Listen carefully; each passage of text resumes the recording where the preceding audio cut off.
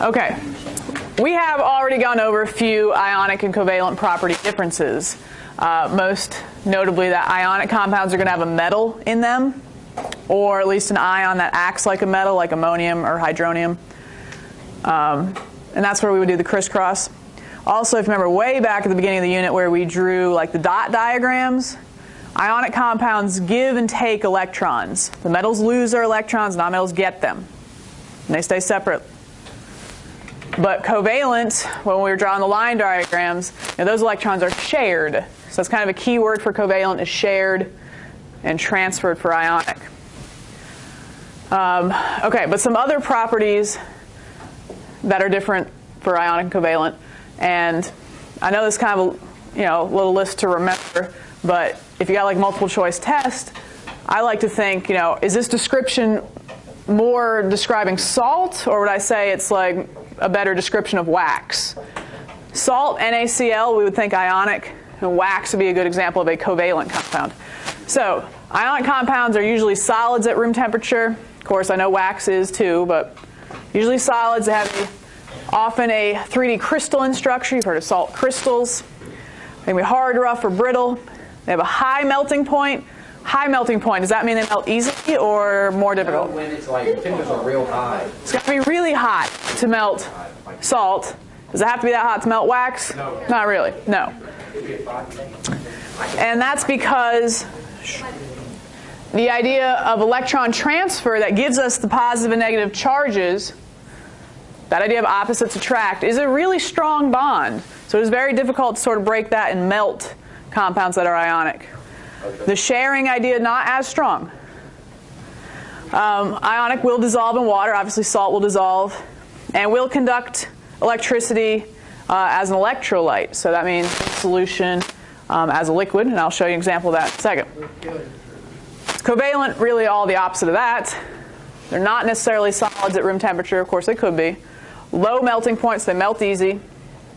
They do not conduct electricity as a solution.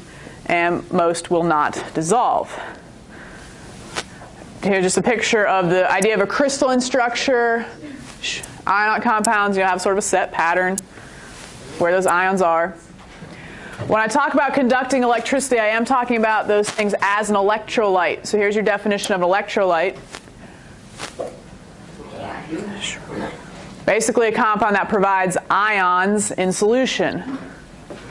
So of course salt water is an electrolyte solution. You hear about electrolytes in Gatorade. That's true, more than just salt. But your body needs certainly plenty of ions and metals. Like potassium is good for your body too. Sodium. And electricity, is the flow of electrons. So you need a path for the electrons to flow. Electrons have a negative charge. So as soon as you start providing charges, to your solution, that would allow electricity to flow. You're not running electricity through wax. This picture is just showing what I'm about to show you. This is a salt water solution. This is an electrolyte solution of salt. That's your power source for your light bulb. But the wires are not touching. But yet there's still a path between them through the salt water. So you can power. This is molten salt, so melted salt. So that would actually be really hot. And then just regular, obviously that's not going to come on if you stick the wires into a pile of salt. But you can do it with some salt water? I will show you in just a moment. Okay. So you put it in motion at last time?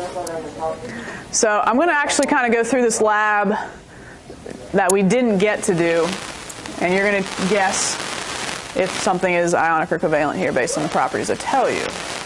Had we done the lab, I would have given you 5 unknown compounds. They're all pretty much white powders except for sort of this last one here. Any guesses at what is common white powders? Okay. Some cooking ideas. Okay. Okay, so here's our light bulb. It's a little LED light hooked up to a battery. If the wires touch, light bulb should come on. How'd you do that? Magic. Shh. Very simple. We just got a 9-volt battery cap, some wires, and an LED light. Wait, how are your fingers doing that? Okay. I'm just making the wires touch. So the circuit is when I do that. And the light bulb comes on. The little LED light comes on. Of course, my fingers provide a large amount of resistance, so the electricity would never choose to flow through me. It would always just choose to flow through the wires. So I'm totally safe.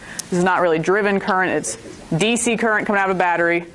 Very different than sticking a fork in the outlet. So safe. Okay, so we know this works. Shh, guys, hush. Seriously. Shh. So now the wires are not touching. And I'm going to dip these into each solution. Does it come on for A? I'm so impressed. Yes, it does come on for A. Here's like C. Oh, wow. Did it light up the light bulb? A, B, C, but no, and no. So now we need to make our guess. The ionic and covalent properties I taught you, they're trends. They're usually true. Not true 100% of the time, though. So, melting. If it melted easy, did that indicate ionic or covalent? Covalent like wax. And this was wax. This was sugar. This was aspirin. This was salt. And this was a salt substitute, KCl. So maybe you know the answers already. All right, what about if it dissolved? Did that indicate ionic or covalent usually? Okay, think salt or think wax. Salt would dissolve, so the ones that do dissolve, you're thinking ionic. The other two must be covalent. How about lighting up the light bulb? If it does, you're thinking ionic. So, giving our overwhelming evidence, is aspirin ionic or covalent? Covalent. Interesting that it lit up the light bulb, though.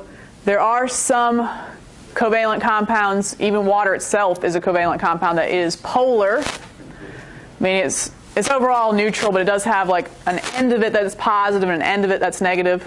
So some covalent compounds can conduct, although not as likely. All right, B and C are obviously what? Ionic. D and E? What's D? Good. It does dissolve, but overwhelmingly it seems to be covalent. And then wax is obviously covalent. Okay. Now to simply just finish up that last little sheet that was just more practice, ionic or covalent.